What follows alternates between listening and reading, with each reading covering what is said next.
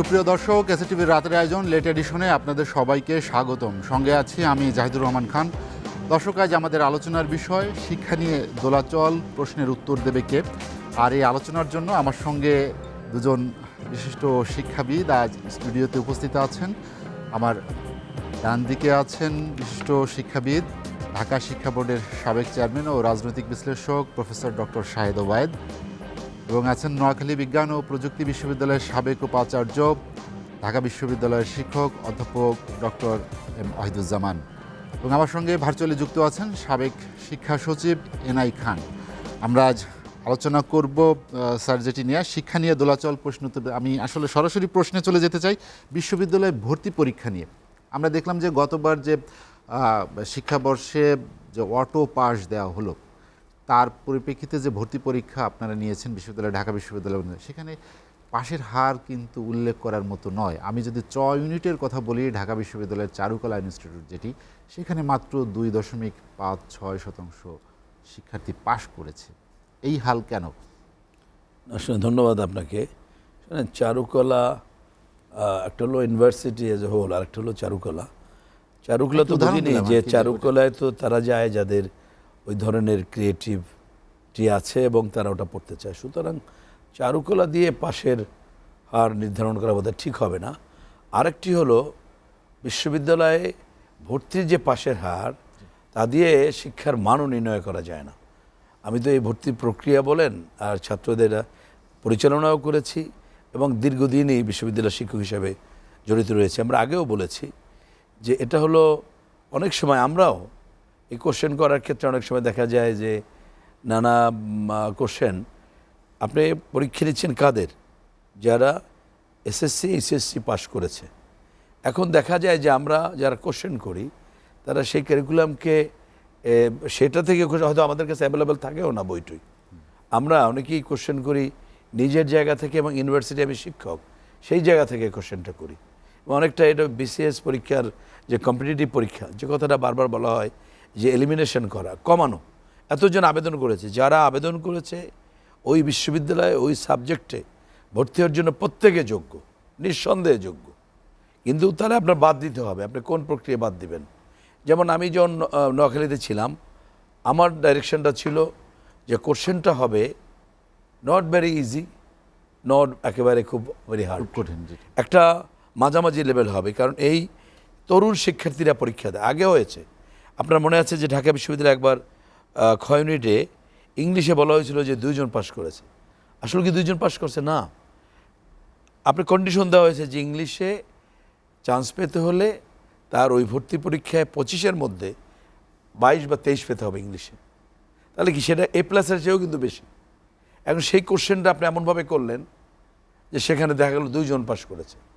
এটা হয় কি একটা সাইকোলজিক্যালি এই যে একটা ব্লেমের মধ্যে ফেলাই দেওয়া হয় তরুণদের, এটা তাদের খুব মানসিক ক্ষতি হয়।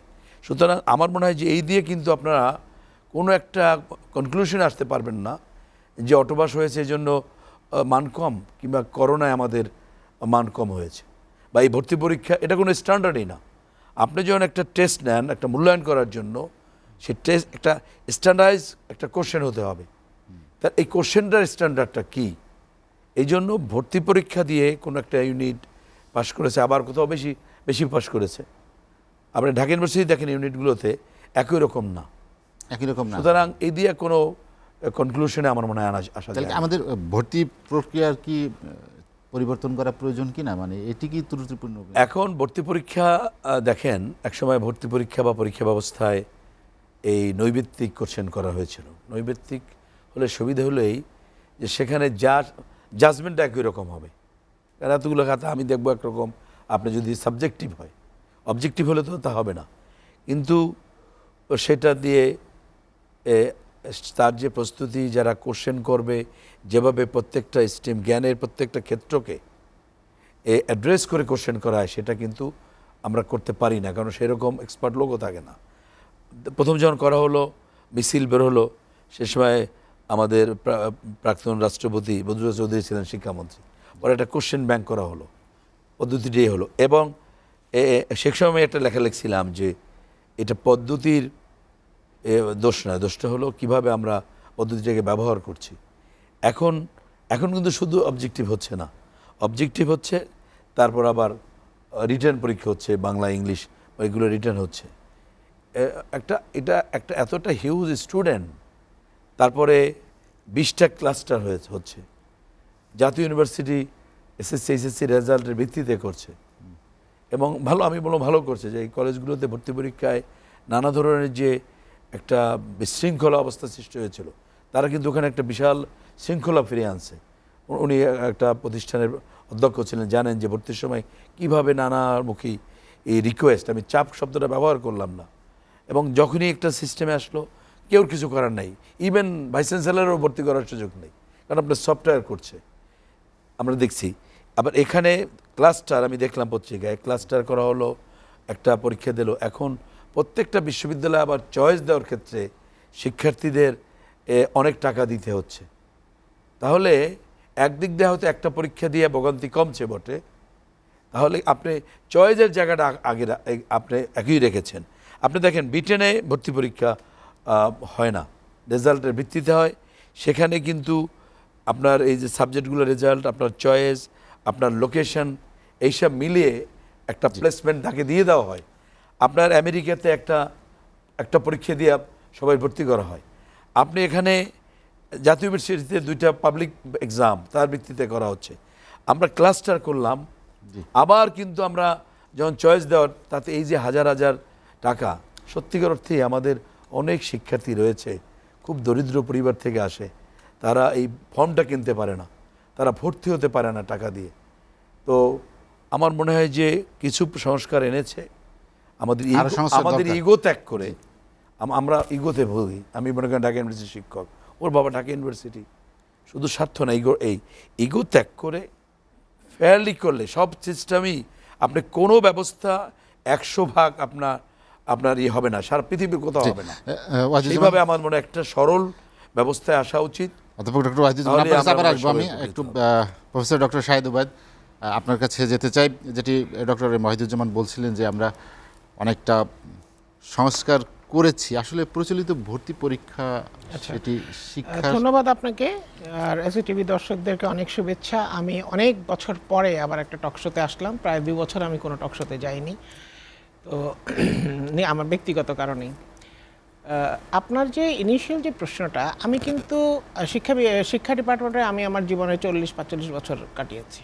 সো 85 থেকে আমি প্রশ্ন প্রণয়ন করি। তো আমি ধীরে ধীরে যা দেখছি, পাশের হার নিয়ে কিন্তু আমি চিন্তিত না, আমি শিক্ষার মান নিয়ে চিন্তিত। কারণ আমরা লেখাপড়া করেছি, আমাদের পূর্বপুরুষরা লেখাপড়া করেছে, তখন কিন্তু পরীক্ষা বা শিক্ষার মান নিয়ে এত চিন্তিত ছিল না। আমাদের পাশ করা ছেলেরা বাইরে গিয়ে বিস্ময়কর সব রেজাল্ট করতো, এবং বিদেশি ইউনিভার্সিটিরা অবাক হয়ে যেত যে বাংলাদেশের মতো একটা ছোট দেশের থেকে লেখাপড়া করে এসে এই ছেলেটা এত ভালো রেজাল্ট করছে কী করে। আমাদের ডাক্তাররা, আমাদের ইঞ্জিনিয়াররা বাইরে গিয়ে প্রচণ্ড রকম প্রশংসা করাতো। সেটা কিন্তু আজকে আর নেই। আচ্ছা, তাহলে কি হচ্ছে, বিশ্ববিদ্যালয় হচ্ছে লাস্ট, জীবনের শিক্ষার লাস্ট স্টেপ হচ্ছে বিশ্ববিদ্যালয়। ওখান থেকে পাশ করে বেরিয়েই ছাত্ররা দেশে বিদেশে যায়। এখন যে ভর্তির যে সিস্টেমটা, আমরা কিন্তু দিন দিন পিছিয়ে যাচ্ছি। কেন পিছিয়ে যাচ্ছি? এই বিশ্ববিদ্যালয়ে ভর্তি তো 20 বছর আগেও হতো, তখন তো আমরা এত চিন্তিত ছিলাম না। 25 বছর আগেও হতো, তখন তো আমরা এত চিন্তিত ছিলাম না। এমনকি 71-এর আগেও ছিল, তখন তো আমরা এত চিন্তিত ছিলাম না। এখন কেন আমরা এত চিন্তিত? যেখানে এখন কম্পিউটারাইজড রেজাল্ট হয়, এখন তো সমস্ত রেজাল্ট সব কিছু কম্পিউটারাইজড হয়, অনলাইন হয়, তাহলে কেন আমরা, কারণ কম্পিউটার তো 19-20 করতে পারে না, কম্পিউটার তো তদবির করতে পারে না, কম্পিউটার তো ঘুষ দিতে পারে না, ঘুষ নিতেও পারে না, দিতেও পারে না। তাহলে সব কিছু যখন কম্পিউটারের মাধ্যমে হচ্ছে, তাহলে কেন আজকে এই দোলাচল, কেন আজকে এই অস্থিরতা, কেন আজকে এই ডিসস্যাটিসফ্যাকশন? আপনি দেখেন সবাই ডিসস্যাটিসফাইড, টিচাররা ডিসস্যাটিসফাইড, স্টুডেন্টরা ডিসস্যাটিসফাইড, গার্জিয়ানরা ডিসস্যাটিসফাইড, এবং আপনি কোনো একটা সেকশন, যারা শিক্ষা এমনই একটা ডিপার্টমেন্ট, এখানে এভরিবডি ইজ অ্যাট স্টেক। এমন কোনো ব্যক্তি নেই যে বলবে যে আমার তো বোর্ডের সাথে, শিক্ষা মন্ত্রণালয়ের সাথে কোনো সম্পর্ক নাই, এটা হতে পারে না। কিন্তু তারপরেও কিন্তু এই এত কিছু হওয়ার পরও সবাই নাখোশ, কেউ বলবে না যে হ্যাঁ আই এম স্যাটিসফাইড। এবং এটার সলিউশন আমি যেটা বলবো, যে প্রথম কথা হলো যে যারা এটার সঙ্গে ইনভলভড, সেটা শিক্ষক হোক, যারা পরীক্ষা নিচ্ছে, পরীক্ষার সিস্টেম পদ্ধতি, সিস্টেম কিন্তু সবারই থাকে, আর সিস্টেম তো চেঞ্জ করা যায়, কারণ সিস্টেম মানুষের জন্যই তৈরি হয়। এটাতে হচ্ছে না, এটা আমরা চেঞ্জ করে এটাকে আরও পরিবর্তন করলাম। কিন্তু যারা ওখানে কাজ করছে তাদেরকে অসম্ভব রকম কমিটেড হতে হবে, কারণ এই ছাত্রদের সমস্ত জীবন, ফিউচার সব কিছু নির্ভর করছে এটার উপরে। সুতরাং এই এত লক্ষ লক্ষ ছাত্রদের জীবন নিয়ে ছিনিমিনি খেলা বা তাদের জীবন নষ্ট করার অধিকার আমাদের কারোই নেই। এবং এই একটা মানুষ খুন করা চেয়েও বড় অপরাধ হবে যে একটা ছাত্রের বা একটা সমষ্টিগত একটা ছাত্র সমাজের শিক্ষার মানের কথা বলেছেন। শিক্ষার মান উন্নয়নের ক্ষেত্রে গত এক দশকে যেসব কার্যক্রম, শিক্ষার মান, আমি একটা কথা বলি, যেসব পরিবর্তন আনা হয়েছে, আমি খাতা দেখছি বহু বছর, মানে আমার মনে হয় 1980 থেকে আমি খাতা দেখছি। আমি তো ইংরেজি আমার সাবজেক্ট, তো বেশিরভাগ ছাত্রদের ইংরেজি হচ্ছে ভীতি। তো ফার্স্ট পেপার সেকেন্ড পেপার দুটোই আমি দেখেছি, প্রশ্ন প্রণয়ন করছি 85 থেকে। তো যেটা হচ্ছে যে মানের কথায় যদি আসেন, আমরা যদি দেখি যে আমার সময়, আমি এখন শিক্ষামন্ত্রী অথবা আমি এখন প্রধানমন্ত্রী, আমার সময় এত পাশের হার দেখাতে হবে, এই টেন্ডেন্সি যদি থাকে তাহলে শিক্ষার মান দিন দিন নিচের দিকে যাবে।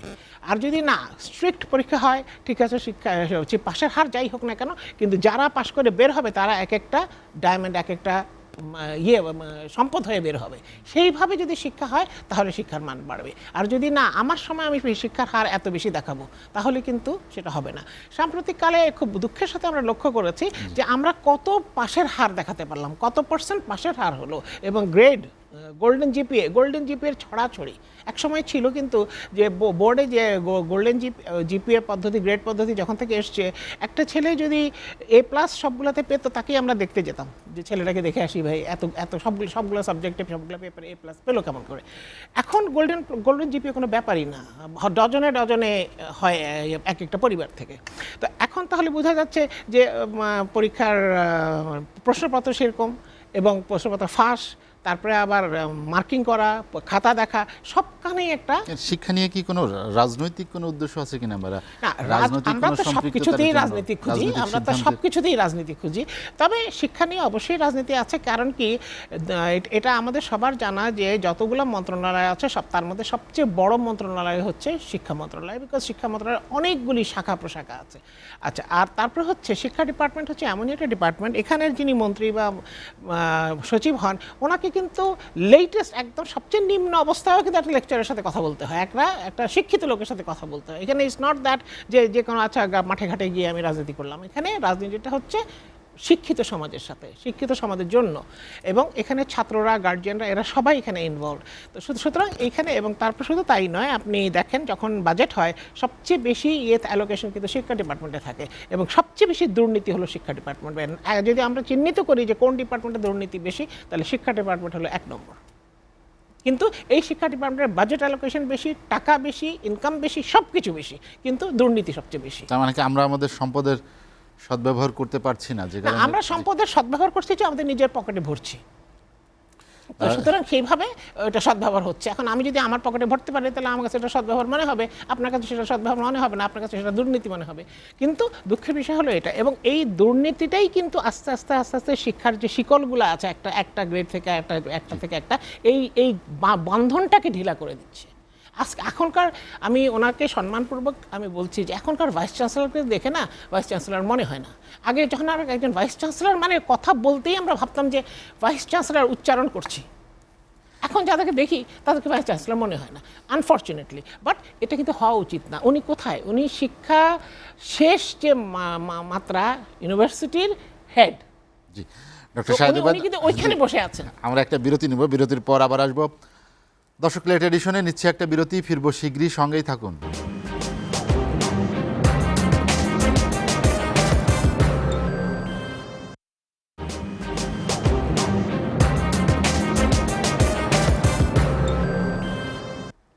দেখছেন এসএটিভির রাতের আয়োজন লেট এডিশন। বিরতির পর আমরা আবারও ফিরছি আলোচনায়। অধ্যাপক ডক্টর মাহদিউজ্জামান, যেটি নিয়ে আমরা আলোচনা করছিলাম, আমরা এসএসসি পরীক্ষার যে 3টি বিষয়ে নেওয়া হচ্ছে, এটিতে আসলে শুধুমাত্র আনুষ্ঠানিকতা নাকি মেধা যাচাইয়ের কোনো পদ্ধতি, বা এখান থেকে আমরা মেধা যাচাইয়ের কোনো রীতি অনুসরণ করছি?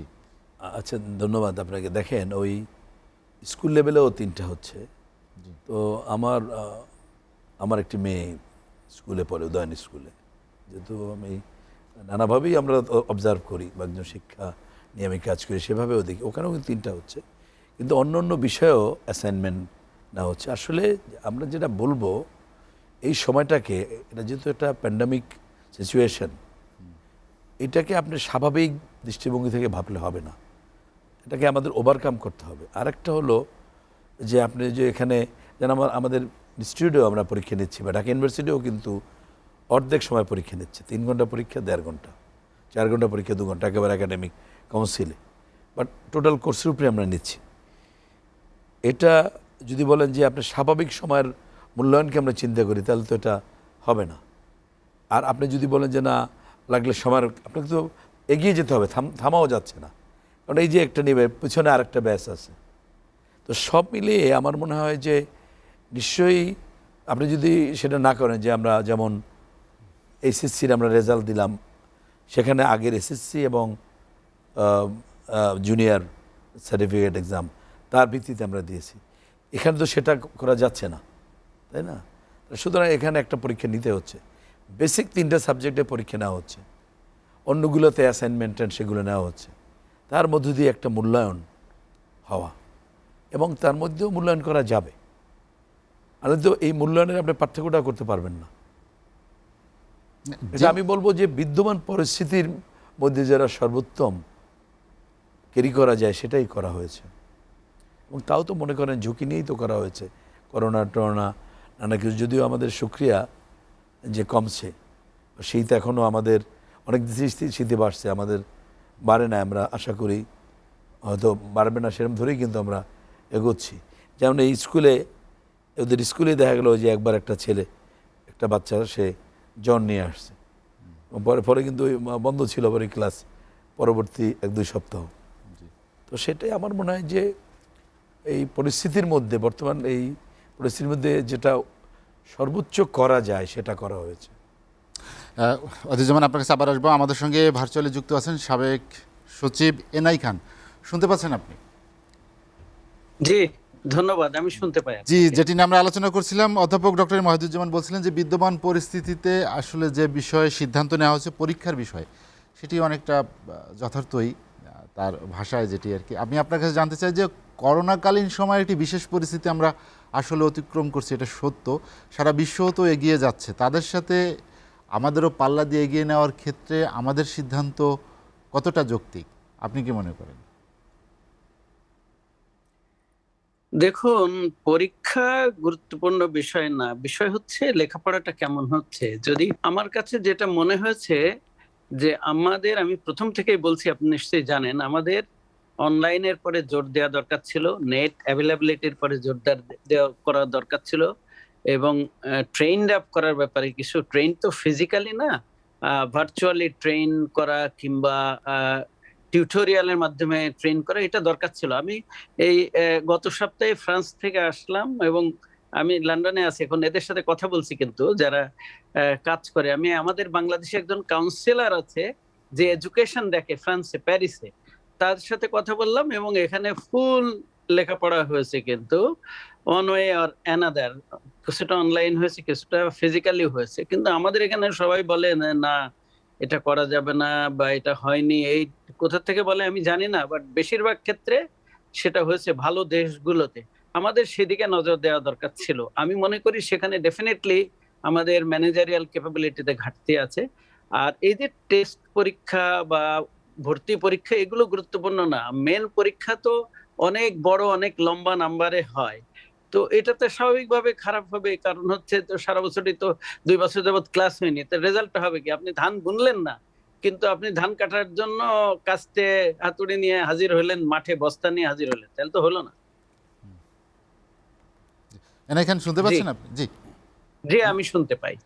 জি, পরীক্ষার পদ্ধতি নিয়ে যেটি বলছিলেন, এর আগে আর আলোচনায় আমাদের আসছে যে আমরা পরীক্ষার যে পদ্ধতিগত কিছুটা সংস্কার করতে পেরেছি, বা সামনে দিয়ে বিশেষ করে গুচ্ছ ভর্তি পরীক্ষা, আরও অসহায় গরিব যারা শিক্ষার্থী থাকে তাদের জন্য অনেকটা সহায়ক হয়, বিশেষ করে পরীক্ষার কেন্দ্রগুলো যদি জেলা পর্যায়ে নেওয়া হয়। দেখুন, আমার চিন্তাটা অন্য। আমি মনে করি অনলাইনে পরীক্ষা নেওয়ার সময় কোনো কঠিন বিষয় না, তেমন অনেক কাজই যখন হয় এটা কেন হবে। আসলে প্রথমে হয়তো একটু বাধা হবে, তারপরে তো ঠিক হয়ে যাবে। অনলাইনে ভর্তি কোন আমলে, তারপরে ইউনিয়ন তথ্য সেবা কেন্দ্র কোন আমলে করেছি, কেন হয়নি, তখন তো বিরাট বাধা ছিল, নেটও ছিল না। সেটা এটা আসলে চেষ্টা করা উচিত, সবাইকে এসে পরীক্ষা দিতে হবে। সবকিছু এখন হয়, এই যে দোকানেও ঢুকলে আজকাল কিন্তু লোকজন থাকে না এখানে, কেন আমাদের ওখানে হবে না? আমাদের ইন্টারনেট অ্যাভেলেবল করলে অবশ্যই সম্ভব। এটা না হলে 2বার 3বার করে নেওয়া যাবে। একই প্রশ্নে যে পরীক্ষা নিতে হবে এমন কোনো কথা নেই। কিন্তু এর আগে তো এসএসসি পরীক্ষা এক এক বোর্ডে এক এক কোশ্চেনে হতো, তো এটা কেন নেওয়া যাবে না? এটা এমন কি কঠিন জিনিস? আমি মনে করি এটা সম্ভব। আমাদেরকে ভিন্নভাবে আউট অফ বক্স বা আউটসাইড বক্স চিন্তা করা উচিত। কনভেনশনাল চিন্তা করলে কিন্তু হবে না, আমাদের ইনোভেটিভ হতে হবে। জি, এখানে আপনি আমার সঙ্গে থাকবেন, আপনার কাছে আবার আসবো আমি। প্রফেসর ডক্টর শাহেদ ওবায়দ, যেটি এনআই খান বলছেন যে আমাদেরকে নতুনত্ব নিয়ে ভাবতে হবে, নতুন নতুন কিছু ব্যাপারে পদ্ধতির ওনার সাথে পরিচয় করে দিতে হবে। আমি কিছু ব্যাপারে ওনার সাথে একমত, কারণ কোভিড শুধু বাংলাদেশে আসেনি, সারা বিশ্বেই এসছে। এবং আমাদের দেশের চাইতে অনেক খারাপ অবস্থা অনেক দেশে ছিল। তো সেখানে প্রথম কয়েক মাস বাদে বাকি পুরো সময়টা কিন্তু অনলাইনে ক্লাস হয়েছে, মানে বাচ্চারা একেবারে নিষ্ক্রিয় হয়ে বসে থেকেছে আর খেলাধুলা করেছে, এটা ছিল না। তো এখন অনেকটাই আমরা আল্লাহর ইচ্ছায় আমরা ভালো আছি, বেটার আছি, বাংলাদেশও অনেকটাই ভালো অবস্থানে আছে। আমরা যদি সমাজের দিকে তাকাই, সব কিছুই হচ্ছে। পিকনিক বলেন, বিয়ে বলেন, শাদি বলেন, বেড়ানো বলেন, এদিকেও যাওয়া সব কিছু, এভরিথিং ইজ হ্যাপনিং। একটি মাত্র বিষয় থেমে আছে, সেটা হলো শিক্ষা। একটি মাত্র বিষয় নিয়ে দোলাচল আছে বা বিভিন্ন রকম মতাদর্শ আছে, সব বিভিন্ন রকম দুশ্চিন্তা আছে, সেটা হচ্ছে শিক্ষা। আমি ওনার সঙ্গে একমতে অনলাইনে পরীক্ষা নেওয়া তো কোনো বিষয় না, কোনো ব্যাপার না, এটা অনলাইনে পরীক্ষা। এবং কোভিডের আগে অন্যান্য দেশে কিন্তু এমনিতেও অনলাইনে পরীক্ষা হতো। টিচারের হয়তো কোনো, আর আমি যেমন আমার পিএইচডির অর্ধেকটা আমি অনলাইনে করেছি, বিকজ আমাকে সরকার চাকরি অবস্থা, আমি পিএইচডি করেছি, তো আমাকে এত লম্বা ছুটি আমাকে দিবে না সরকার। সো অবভিয়াসলি আমি হাফ ইয়েতে ফিজিক্যালি করেছি, বাকিটা আমি অনলাইনে করেছি, আমার একদমই কোনো প্রবলেম হয়নি। তো অনলাইনে পরীক্ষা নেওয়াটা আরেকটা কথা, গুরুত্বপূর্ণ কথা উনি বলেছেন, যে আগে প্রত্যেকটা বোর্ডে আলাদা আলাদা প্রশ্নপত্র হতো এবং তাতে পরীক্ষা নেওয়া যেত। তো একবার না হলে 2বার নেবে, 2বার না হলে 3বার নেবে, 3বার এবার নেবে। আর আরেকটি বিষয় হচ্ছে যে উনি যেটা উল্লেখ করেন, এই প্রত্যেকটা বোর্ডে প্রত্যেকটা সাবজেক্টে 4 সেট করে পরীক্ষা হয়। আপনারা বোধহয় শুনেছেন, ক সেট, খ সেট, গ সেট। এবং যারা প্রশ্ন প্রণয়ন করে তাদেরকে তো 4টা সেট করতেই হবে। তো আমার ধরেন ক সেট নিয়ে আমি অনলাইনে পরীক্ষাতে গেলাম, সামথিং ওয়েন্ট রং, কিছু একটা সমস্যা হলো, কিন্তু আমার তো খ সেট রেডি আছে। আমার খ সেট নিয়েও কোনো একটা সমস্যা হলো, ইন্টারনেট নিয়ে সমস্যা হলো, কিছু ছাত্র পরীক্ষা দিতে পারলো না, কিছু, তাহলে আমার গ সেট রেডি আছে। সো প্রশ্নপত্র দিক দিয়ে তো কোনো সমস্যা নেই। এটা জাস্ট হলো যে আমাদের ম্যানুয়াল জিনিসটাকে একটু ডাইভার্ট করে আমাদেরকে সেটা টেকনিক্যাল সাইডে নিতে হবে, এবং সেটার জন্য পর্যাপ্ত লোক আমাদের দেশে আছে, মেধাবী লোক আমাদের দেশে আছে। বাট আমাদের দেশে যেটা সবচেয়ে বড় সমস্যা, এবং আমি এটা সবসময় একটা কথা বলি, আমাদের দেশে কখনোই right person for the right job employ করা হয় না। এখন একটা লোক যে কম্পিউটার অন করতে জানে না, তাকে দিয়ে দেওয়া হলো একটা টেকনিক্যাল জবে। তো এখন সে তাহলে what do you expect of him? সবসময় আমাদেরকে যেটা দেখতে হবে যে যেই লোককে দিয়ে যেই কাজটা হবে তাকেই ওই কাজটাকে দিতে হবে। এবং সেই লোকটাকে আমি ব্যক্তিগতভাবে পছন্দ নাও করতে পারি, but that doesn't matter, because এই কাজটা এই লোকটাকে দিয়েই হবে। এই জিনিসটা যে পর্যন্ত আমাদের দেশে না আসবে, শুধু শিক্ষা না, সর্বক্ষেত্রে, যে right person for the right job, এটা যে পর্যন্ত না হবে সেই পর্যন্ত আর কোনো হবে না। আর যেটা বলছেন যে পদ্ধতিতে চেঞ্জ যারা আনছি আমরা কতটুকু কমিটমেন্ট, সততা হচ্ছে সবচেয়ে বড় বিষয়। কারণ অনেক প্রতিকূল অবস্থায় কিন্তু আমরা অনেক কাজ করেছি। আরেকটি কথা, আপনারা অটো পাসের কথা যেটা আলোচনা হয়েছিল এবং হচ্ছে, 3টা বিষয় পরীক্ষা হচ্ছে। এই বিষয়গুলো কারা চুজ করেছে আমি জানি না, এটা আমাদের গার্জিয়ানদেরকে ইনভলভ করা হয়নি, স্টুডেন্টসদেরকেও ইনভলভ করা হয়নি, কিন্তু সবচেয়ে বড় স্টেক কিন্তু তাদের। এখন 3টা বিষয়, যেই ছেলেটার সামনে গিয়ে ডাক্তার হবে তার জন্য কোন সাবজেক্ট দরকার, যেই ছেলেটার সামনে গিয়ে ইঞ্জিনিয়ার হবে তার কোনটা দরকার, যে কম্পিউটার ইঞ্জিনিয়ার হবে, কম্পিউটার সায়েন্টিস্ট হবে, তার কোন সাবজেক্টটা দরকার। আর স্পেশালি ইংরেজি হলো ইন্টারন্যাশনাল সাবজেক্ট, তো আইটির সাবজেক্টই হচ্ছে ইংরেজি। তো ইংরেজিটা আছে কিনা এবং কতটুকু আছে এবং ওইটার মূল্যায়নটা কীভাবে ঠিকমতো হচ্ছে কিনা সেটা কে দেখবে। সুতরাং এই যে সাবজেক্ট নির্ধারণ করা, এবং শিক্ষামন্ত্রী বারে এসে এক এক সময় এক একটা কথা বলা, এবং অ্যাকচুয়ালি পরীক্ষা নেওয়া কিন্তু শিক্ষা মন্ত্রণালয়ের কাজ না, পরীক্ষা নেওয়া হচ্ছে বোর্ডের কাজ। সে মন্ত্রণালয় থেকে একটা নির্দেশনা যেতে পারে, বাট ছোটোখাটো একদম ডিটেলসগুলো কিন্তু বোর্ডের কাজ। সেই বোর্ডের কাজটাও যদি শিক্ষা মন্ত্রণালয় করা শুরু করে তার বোর্ডের তার কোনো দরকার নেই। আর আমরা এখানে বোর্ডকে নীরব দেখি। সবগুলো 9টা বোর্ড আছে বাংলাদেশে, 9টা বোর্ড সব নীরব, যা কথা হচ্ছে সব শিক্ষা মন্ত্রণালয় থেকে আসছে। তো শিক্ষা মন্ত্রণালয়ের কাজ কিন্তু পরীক্ষা নিয়ে কথা বলা নয়। আর দ্বিতীয় কথা হচ্ছে যে উনি আরেকটা কথা যেটা বলেছেন যে অনলাইনে কতটুকু ইয়ে হবে, হ্যাঁ এটা আমরা একটা অন্যরকম সময় দিয়ে যাচ্ছি। এটা গত 2 বছর আমাদের, এটা শুধু বাংলাদেশের জন্য না, অনলাইনে পরীক্ষা নেওয়ার মতো সক্ষমতা কি বা সারা বাংলাদেশে সেটি তৈরি হয়েছে না, সেটা হয়নি। এটা আমি এক্ষুনি বলতে যাচ্ছিলাম যে আমরা যখন নর্মাল কথাবার্তা বলি, ইন্টারনেটে কথাবার্তা বলি, হঠাৎ করে ডাউন হয়ে যায়, ইন্টারনেট নাই হয়ে যায়, ঠিক আছে, অথবা কিছুক্ষণ ইন্টারনেট কাজ করছে না, তারপরে আবার কাজ করা শুরু করে। আমরা আমাদের যেটা টাকা দিয়ে কেনা ডাটা কেনা যেটা সবসময় কাজ করা উচিত সেটাও করে না অনেক সময়। আর গ্রাম অঞ্চলে অনেক সময় তো নর্মাল টেলিফোনের নেটওয়ার্ক থাকে না। তো আমরা যখন পরীক্ষার কথা ভাবি তখন কিন্তু ঢাকার কথা ভাবি না, আমরা কিন্তু সারা বাংলাদেশের কথা ভাবি। আর আরেকটা জিনিস হচ্ছে যে আপনি দেখেন সমাজে কোন কাজটা থেমে আছে, কোনো কাজ থেমে নেই। তাহলে কি পরীক্ষা 3টার জায়গায় সবকটি নেওয়া সম্ভব হতো না? আমরা যদি কেন সম্ভব হবে না? প্রথম কথা হলো 3টা জায়গায় সবকটি নেওয়া সম্ভব হতো না। এখন ধরেন চিত্রাঙ্কন, এটা না দিলেও না হলেও চলে, কিন্তু ম্যাথস না হলে তো চলবে না।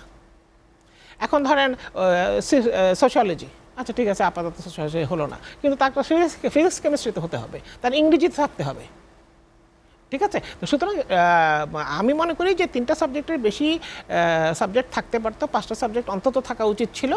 আর দ্বিতীয় কথা হলো যে এই ছাত্ররা তো ভবিষ্যতে গিয়ে বিভিন্ন দিকে যাবে, তো তাদের সেই সাবজেক্টগুলো পরীক্ষা না হলে, সেই সাবজেক্টগুলোর মূল্যায়ন না হলে, তাহলে সে সামনে যাবে কি করে? ডক্টর শাহেদ ওবায়দ, আমরা আর একটা বিরতি নিব। দর্শক, লেট এডিশনে নিচ্ছি আর একটা বিরতি, ফিরবো শীঘ্রই, সঙ্গেই থাকুন।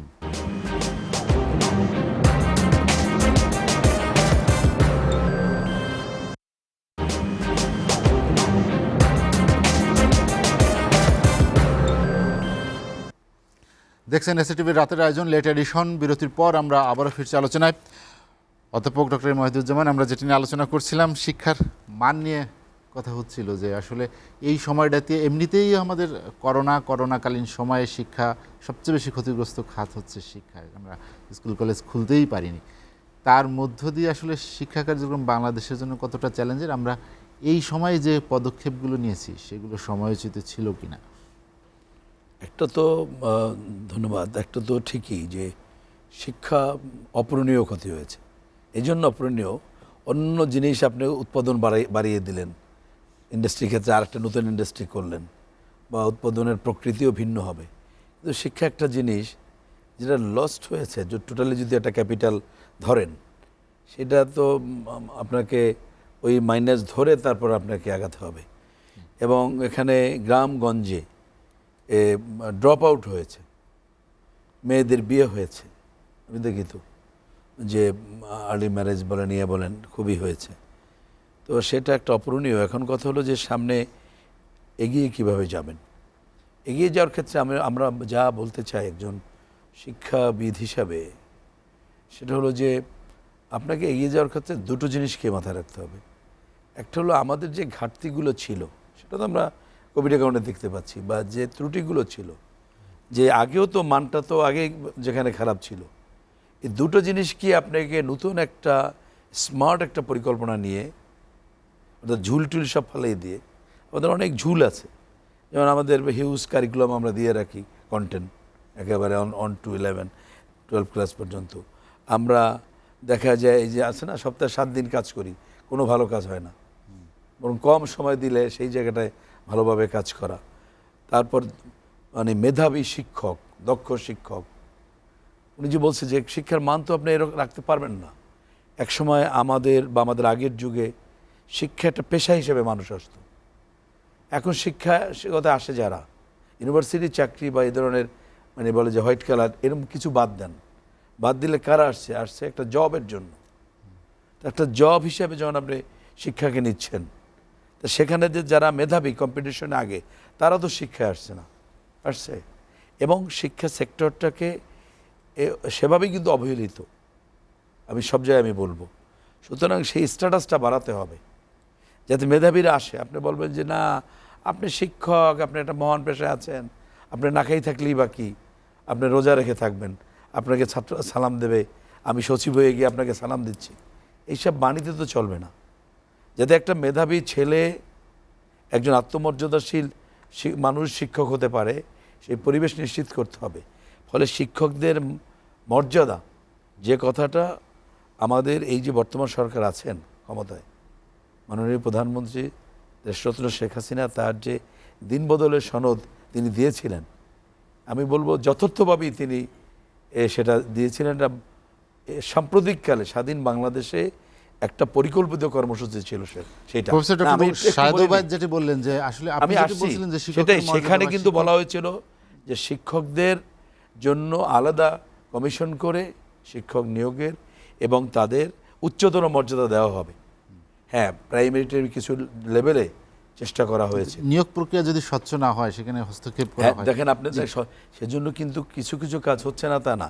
যেমন এনটিআরসি না, এনটিআরসিটাই কিন্তু এই যে গ্রামগঞ্জে আমার আত্মীয়, আমি একটা স্কুল করলাম, তাকে চাকরি দিলাম, আপনি পলিটিক্যালি ধরলেন, কেউ ঘুষ নিয়ে লাখ লাখ টাকা দিয়ে দিল, সেগুলো কিন্তু বন্ধ হয়েছে। এনটিআরসিতে কিন্তু আসলে কম্পারেটিভলি ভালো হচ্ছে, কিন্তু তারা থাকছে না। একটা শিক্ষক এনটিআরসিতে আসছে, সে আর একটা বেটার জব পেয়ে চলে যাচ্ছে। এই এই তাহলে পদ্ধতি কিন্তু আমরা করছি যে আলাদা কমিশন যদি করা হতো, নিয়োগের আলাদা ব্যবস্থা করা হতো এবং সেই রকম সুযোগ সুবিধা, তাহলে তারা থাকতো। আমাদের এই জায়গাটাকে অ্যাড্রেস করতে হবে, কারণ বলা হয় যে teacher is the best curriculum. আপনি বিল্ডিং বানান, আপনি পদ্ধতি করেন, উপকরণ ভালো দেন, কম্পিউটার সব কিছু করেন, ভালো যদি শিক্ষক না হয় তাহলে আপনি মান বাড়াতে পারবেন না। মানটি এই জন্যই কমেছে যে শিক্ষক যে নিয়োগ হয়েছে সেই নিয়োগগুলো ভালো হয় নাই কেন? আপনারা পদ্ধতি এনটিআরসি করেছেন, থাকবে কেন? তো এই জন্য সামগ্রিকভাবে আমি মনে করি যে ওই জায়গাটাকে আমাদের একদম প্রাথমিক শিক্ষা থেকে, আপনি দেখেন যারা শিক্ষা যে ভালো করেছে, যারা প্রাথমিক শিক্ষা থেকে উচ্চ শিক্ষা পর্যন্ত ওই এবং তাদের প্রশিক্ষণ আমাদের হাতে সময় কম, সেই জায়গাটা নিশ্চিত আলোচনা শেষ করবো, তাহলেই শিক্ষার মান বাড়বে। আপনাকে অসংখ্য ধন্যবাদ। এনআই খান, শুনতে পাচ্ছেন? আমি শুনতে পাই। জি, যেটি নিয়ে আমরা আলোচনা করছিলাম, আমরা আলোচনার শেষ দিকে চলে এসেছি। আলোচনা শেষ করব আপনার কাছে যেটি আমরা সরাসরি জানতে চাই সেটি হচ্ছে যে আমরা যে করোনাকালীন সময়ে যে ক্ষতি হলো শিক্ষার্থীদের, সেটি তারা কিভাবে পুষিয়ে নিতে পারে, বা শিক্ষার মানের ক্ষেত্রে যেটি বলা হচ্ছে যে অটো পাসের ক্ষেত্রে বা যারা পরীক্ষা, এই যে 3টি পরীক্ষায় উত্তীর্ণ হচ্ছে, বাকি বিষয়গুলো তারা কিভাবে নিজেদেরকে আরো সমৃদ্ধ করবে, সেসব বিষয় আপনার সুপারিশটা জানতে। প্রথম হচ্ছে মানসিকতার পরিবর্তন করতে হবে। আমি একটা সিম্পল উদাহরণ দিচ্ছি, সেটা হচ্ছে প্রাইমারিতে যে পরীক্ষা সিস্টেম করা হয়েছিল, কোনো বোর্ড নাই কিন্তু, আর সেকেন্ডারিতে 10টা বোর্ড, এবং সেকেন্ডারি শিক্ষার্থী সংখ্যা কিন্তু প্রাইমারির অর্ধেক যারা পরীক্ষা দেয়, আপনারা দেখেন। কিন্তু সেটাও দেখেন চলছে। আসলে হচ্ছে কিভাবে আপনি ব্যবস্থাপনা করেন, সেটা হচ্ছে সবচেয়ে বড় কথা। আর কন্টিনিউয়াস একটা ডেভেলপমেন্টের ভিতরে থাকতে হবে। হাম্বার সাইকেল কিনে আমার দাদা চড়েছে, আমার বাবা চড়েছে, আমিও একইভাবে চড়বো, এই ধরনের মানসিকতা থাকলে পরিবর্তন হবে না। তো এই পরিবর্তন, আর টেকনোলজি হচ্ছে ব্যবহারের বিষয়, ব্যবহার করার সুযোগ করে দিতে হবে। আমাদের কিন্তু আইসিটি যে পলিসি আছে সেখানে আছে 2021 সালের ভিতরে প্রতিটা স্কুলে 100% স্কুলে কানেক্টিভিটি হবে। কিন্তু আমরা আসলে সবসময় ওই কিছু বিষয় আছে, মুখরোচক বিষয়, চানাচুর খাওয়া বেশি পছন্দ করি। চানাচুর খেলে হবে না, আমাদের স্টেপল ফুড সেটা চিন্তা করতে হবে। 2 হচ্ছে আমাদের শিক্ষায় মূল্যায়নে ব্যাপক পরিবর্তন আনতে হবে। মূল্যায়নটাই শিক্ষার অংশ হয়ে যেতে পারে। সেটা কিভাবে? যেটা হচ্ছে যে কন্টিনিউয়াস মূল্যায়ন হলে বোঝা যাবে কোন জায়গায় উইক, সেটা সাপোর্ট দিতে হবে। আর আমাদেরকে একটা মানসিকতা থাকতে হবে যে সবাই বলে যে না, লোড দেওয়া যাবে না বাচ্চাদের, এটা কোথায় পেয়েছে আমি জানি না। আমি তো এই গত সপ্তাহে বললাম, প্যারিসে একটা নাম করা বিশ্ববিদ্যালয়ে ডেইলি গড়ে 6 ঘন্টা ক্লাস হয়, তারপরে তাদের অ্যাসাইনমেন্ট থাকে, এটা করতে হয়। আমাদের এখানে বলে প্রেশার দেওয়া যাবে না, 3টা ভাষা শেখে এই দেশে। আমরা কিভাবে উন্নত হব যদি এরকম চিন্তা না থেকে শুধু আমাদের অন্য জিনিস নিয়ে আমরা বেশি ব্যস্ত থাকি? আমাদের মানসিকতার পরিবর্তন করতে হবে। আর একটা কথা বলি, সেটা হচ্ছে আমি না জানি, কিন্তু দরকার হচ্ছে ম্যানেজারিয়াল ক্যাপাবিলিটি বড় কথা। আমি না জানতে পারি, কিন্তু আমি যে জানে তাকে কিভাবে ইউজ করতে হবে সেটা আমার জানতে হবে। সেটা হলেই কিন্তু সম্ভব। সেটা আমাদের এনটিআরসি হয়েছে অনেক পরিবর্তন হয়েছে, কোনো সন্দেহ নেই, কিন্তু তা হলেও আসবে না শিক্ষকতা। পৃথিবীর কোথাও বেস্ট যারা স্ট্যাটিস্টিক্যালি বলছি, মানে মেজরিটি স্ট্যাটিস্টিক্যালি বেস্ট যারা, তারা শিক্ষকতা আসে না। আমি এবার দেখেন ইঞ্জিনিয়ার, ডাক্তার বেশিরভাগ এবার বিসিএস এ, আমি তো ক্লাসে যাই এই জন্য জানি, বেশিরভাগ কিন্তু বিসিএস এ আসছে। তারা ইঞ্জিনিয়ারিং ও যাচ্ছে না, ডাক্তারিতেও অনেকে যায়নি, কিন্তু এইদিকে অনেকে ঝুঁকেছে। আমি জজ সাহেবকে দেখেছি পুলিশ সার্ভিসের জন্য আবার পরীক্ষা দেওয়ার জন্য, আমার কাছে প্রমাণ আছে এটা। সুতরাং দুইটা জিনিস, যেখানে সুযোগ সুবিধা আছে, যেখানে ক্ষমতা আছে, সেখানে বেশি যাবে। সার্কুলার দিয়ে বা চিঠি দিয়ে ক্ষমতা বা সম্মান বাড়ানো যাবে না, কারণ সোসাইটি সম্মানকে কিভাবে দেখে সেটা হচ্ছে বড় কথা।